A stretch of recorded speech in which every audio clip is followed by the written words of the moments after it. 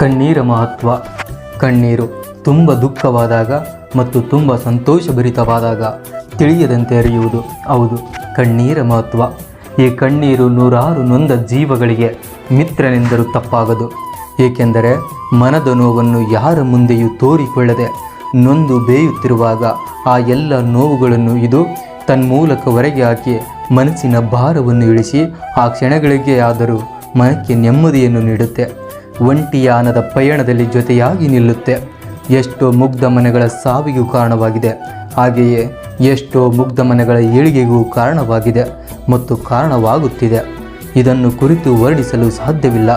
ಕಷ್ಟ ಕಾರ್ಪಣ್ಯಗಳಿಗೂ ಹೆಸರುವಾಸಿ, ನಲಿವು ನೆಮ್ಮದಿಗೂ ಕೂಡ ಹೆಸರುವಾಸಿ ಈ ಕಣ್ಣೀರೇ. ಹಾಗೆ ಇದು ಹರಿದರೆ ಹರಿಯುತ್ತಿದ್ದರೆ ಇದಕ್ಕೆ ಒಂದು ಕಾರಣವೂ ಇದ್ದೇ ಇರುತ್ತೆ. ಆದರೆ ಆ ಕಾರಣವು ಯೋಚಿಸುವ ಯೋಚನೆಯಲ್ಲಿ ಒಳಿತಿನದ್ದಾಗಿರಬೇಕು.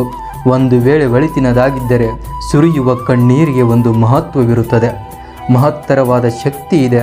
ಹಾಗೆಯೇ ಎಷ್ಟೋ ಮುಗ್ಧ ಹೃದಯಗಳಿಗೆ ಮತ್ತು ಎಷ್ಟೋ ಶೌರ್ಯದ ಹೃದಯಗಳಿಗೆ ಈ ಕಣ್ಣೀರೇ ಸ್ಫೂರ್ತಿಯಾಗಿ ನಿಂತಿದೆ.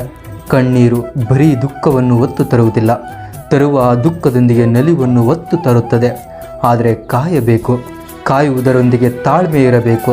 ತಾಳ್ಮೆಯಿಂದ ಇದ್ದಾಗ ಮಾತ್ರ ನಲಿವುಗಳನ್ನು ಕಾಣಲು ಸಾಧ್ಯ. ಇದಕ್ಕೆ ಉದಾಹರಣೆ ಅಮ್ಮ. ಹೌದು, ಇವಳಿಗಿಂತ ಸ್ಫೂರ್ತಿ ಮತ್ತೊಬ್ಬರಿಲ್ಲ ಈ ಭೂಮಿಯ ಮೇಲೆ ನೋವು ನಲಿವುಗಳ ಸಾಗರ ಇವಳು. ಇವಳ ಕಣ್ಣೀರು ಅವಳ ಸೆರಗಲ್ಲಿ ಬತ್ತಿದೆಯಾದರೂ ಅದು ಒಂದು ಕಡಲಿಗೆ ಸಮ. ಯೋಚಿಸಿ ನೋಡಿ ಎಷ್ಟು ತಾಳ್ಮೆ ಅವಳಿಗೆ ಇರುವುದೆಂದು. ಎಂದಿಗೂ ಕಂಗಳು ತುಂಬಿ ನಿಂತಿರುತ್ತವೆ, ಅವುಗಳನ್ನು ಚೆಲ್ಲದೆ ಸ್ಫೂರ್ತಿಯ ಚಿಲುಮೆಯಾಗಿ ನಿಂತಿದ್ದಾಳೆ ಅವಳು. ಹೌದು, ನಾವುಗಳು ಮರೆಯುವಂತಿಲ್ಲ ಮಾತೆ ಕುಂತಿಯ ಸುರಿಯುವ ಕಣ್ಣೀರು ಅರ್ಜುನನ ವೀರ ತಿಲಕವಾಗುತ್ತಿತ್ತೋ ಅದೇ ರೀತಿ ಆ ದಿವ್ಯ ಕಣ್ಣೀರು ತನ್ನ ಮುಂದೆ ಇರುವ ಮಗನ ಮಮತೆಯ ಅಗಲಿಕೆಯನ್ನು ತೋರುತ್ತಿತ್ತು. ಅಂದು ಯಾರೂ ಅರಿಯಲಿಲ್ಲ ಆ ಕಣ್ಣೀರಲ್ಲಿ ಕರ್ಣನೇ ಹರಿಯುತ್ತಿರುವನೆಂದು. ಆ ಕರ್ಣನೇ ಅರ್ಜುನನ ವೀರ ತಿಲಕವಾಗುತ್ತಿದ್ದನು.